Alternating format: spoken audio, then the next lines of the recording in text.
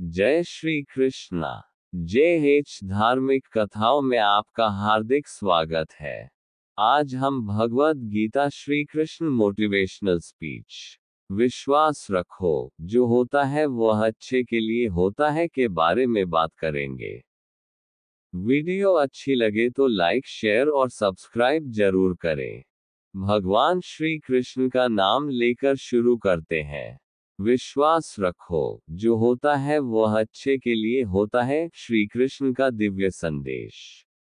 जीवन के संघर्ष, दुख, असफलताएं और अव्यक्त भविष्य कभी कभी हमें तोड़ने की कोशिश करते हैं, लेकिन जब हम श्री कृष्ण के दिव्य वचनों में गहराई से उतरते हैं, तब समझ आता है कि हर घटना, चाहे वह सुखद हो या दुखद, किसी न किसी बड़े अदृश्य कल्याण का ही भाग है। भगवद गीता का एक गहरा संदेश है, जो हुआ अच्छा हुआ, जो हो रहा है अच्छा हो रहा है, और जो होगा वह भी अच्छा ही होगा। यह विश्वास केवल शब्दों तक सीमित नहीं है, ये जीवन की एक जीवंत शक्ति है, जो हमें हर परिस्थिति में शांत, स्थिर और आशावान बनाए रखती है। आइए इस अमृत वचन के गहरे अर्थों में उतरें। कर्म करो, फल की चिंता मत करो। श्री कृष्ण कहते हैं, कर्मण्येवाधिकारस्ते मा फलेषु कदाचन मां कर्मफल हेतुर्भुर्मा ते संगोस्त्व कर्मणि। भावार्थ, तुम्हारा अधिकार केवल कर्म करने में है, फल में कभी नहीं। इसलिए कर्म करते रहो, फल की चिंता मत करो। विश्लेषण, जब हम निस्वार्थ भाव से कर्म करते हैं, तब जो भी परिणाम आता है, वही ईश्वर की इच्छा से होता है। अगर फल हमारे अनुरूप नहीं भी हो, तो भी हमें यह विश्वास रखना चाहिए कि वह हमारे दीर्घकालीन कल्याण के लिए है। हर पराजय, हर रुकावट हमें एक बड़े उद्देश्य की ओर धकेल रही है। सच्चा विश्वास क्या है? सच्चा विश्वास, श्रद्धा, वही है जब हम उस चीज पर भी भरोसा करते हैं जिसे हमारी आंखें नहीं देख सकती और हमारा मन नहीं समझ सकता। श्री कृष्ण का उपदेश यही है। विश्वास रखो, क्योंकि मेरा दृष्टिकोण संपूर्ण है और तुम्हारा सीमित। जैसे बच्चा माता पिता पर बिना प्रश्न उठाए भरोसा करता है, वैसे ही हमें भी ईश्वर पर संपूर्ण समर्पण के साथ विश्वास करना चाहिए। कष्ट क्यों आते हैं? एक आध्यात्मिक दृष्टिकोण। जब हम किसी परिस्थिति में दुखी होते हैं, तो हम केवल तात्कालिक पीड़ा को देखते हैं। पर श्री कृष्ण बताते हैं कि कष्ट हमारी आत्मा को परिष्कृत करने के लिए आते हैं, हमारे अहंकार को समाप्त करने के लिए आते हैं, हमारे भीतर धैर्य, सहनशीलता और त्याग का विकास करने के लिए आते हैं।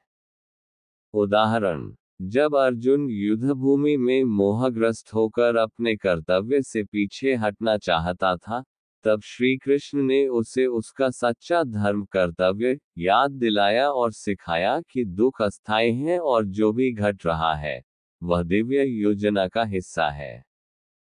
ईश्वर की योजना मनुष्य की कल्पना से श्रेष्ठ। हम अक्सर अपनी सीमित सोच के कारण घटनाओं को अच्छा या बुरा आंकते हैं, लेकिन भगवद गीता हमें सिखाती है कि जो भी होता है, वह किसी बड़े, गहरे और अच्छे उद्देश्य की पूर्ति के लिए होता है। तुम अभी देख नहीं सकते, पर समय के साथ समझोगे कि क्यों वह घटना आवश्यक थी। आत्मा अजर, अमर है, तो भय किस बात का? श्री कृष्ण आत्मा के बारे में कहते हैं, न जायते म्रियते वा कदाचित। आत्मा का न जन्म है, न मृत्यु। वह सदा थी, सदा है, और सदा रहेगी। जब हमारा सच्चा स्वरूप कभी नष्ट ही नहीं होता, तब क्षणिक कष्टों से क्यों भयभीत हो?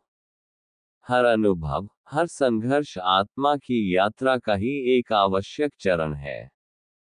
समत्व योग, सुख दुख में समान रहना। श्री कृष्ण कहते हैं, समत्वम योग उच्यते, अर्थात समान भाव रखना ही सच्चा योग है। जो सुख दुख, लाभ हानि, जय पराजय में संभाव रखता है, वही सच्चा योगी है।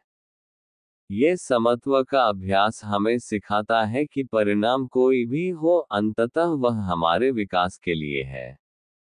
कर्म का रहस्य बंधन या मुक्ति। जब हम फल की इच्छा से कर्म करते हैं, तो बंध जाते हैं। जब हम निष्काम भाव से करते हैं, तो मुक्त होते हैं।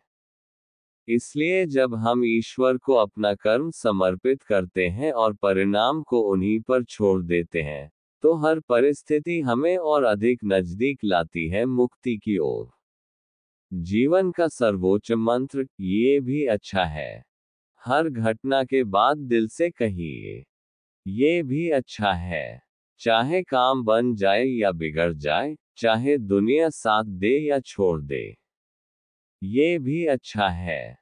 क्योंकि यह विश्वास ही वह बीज है जो भविष्य में आपके लिए अनंत फल लाएगा। श्री कृष्ण से संवाद कैसे बनाए विश्वास।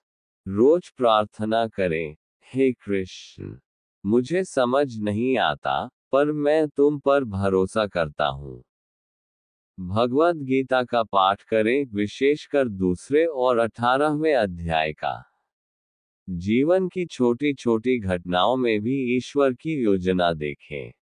कृतज्ञता ग्रैटिट्यूड का अभ्यास करें। हर सुबह और रात कम से कम 5 चीजों के लिए धन्यवाद करें।